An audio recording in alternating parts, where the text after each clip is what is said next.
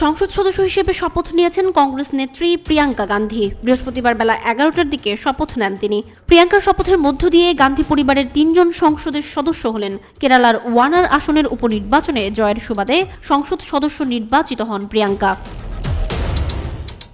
Speaker Om Birla এবং অন্যান্য সংসদ সদস্যদের উপস্থিতিতে লোকসভায় শপথ বাক্য পাঠ করেন প্রিয়াঙ্কা। এই বিশেষ মুহূর্তের সাক্ষী থাকতে লোকসভার গ্যালারিতে কংগ্রেস সভাপতি মল্লিকার্জুন খাড়গের সঙ্গেই উপস্থিত ছিলেন প্রিয়াঙ্কার স্বামী রবার্ট ভদ্রা। চলতি বছরের শুরুর দিকে হওয়া লোকসভা নির্বাচনে প্রিয়াঙ্কা গান্ধীর ভাই রাহুল গান্ধী 2টি আসনে জয় পান। তার একটি ওয়েনার, অপরটি উত্তরপ্রদেশের রায়বেরেলি। তবে ওয়েনার আসনটি ছেড়ে দেন তিনি। এরপর সেখানে উপনির্বাচন হয়। ওয়েনার উপনির্বাচনে 16 জন প্রার্থী প্রতিদ্বন্দ্বিতা করেছেন। এর মধ্যে কংগ্রেসের প্রিয়াঙ্কা গান্ধী, সিপিআইয়ের সত্যান রমাকেরি ও বিজেপির নভ্যা হরিদাস প্রধান 3 প্রতিদ্বন্দ্বী।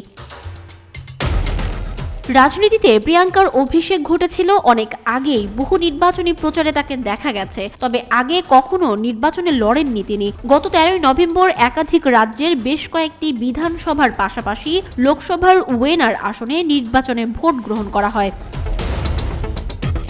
স্থানীয় সংবাদ মাধ্যমের প্রতিবেদন মতে 10 দিন পর শনিবার সকাল 8টায় ভোট গণনা শুরু হয়। দুপুরের মধ্যে স্পষ্ট হয়ে যায় বড় ব্যবধানে জয় পেতে যাচ্ছেন প্রিয়াঙ্কা।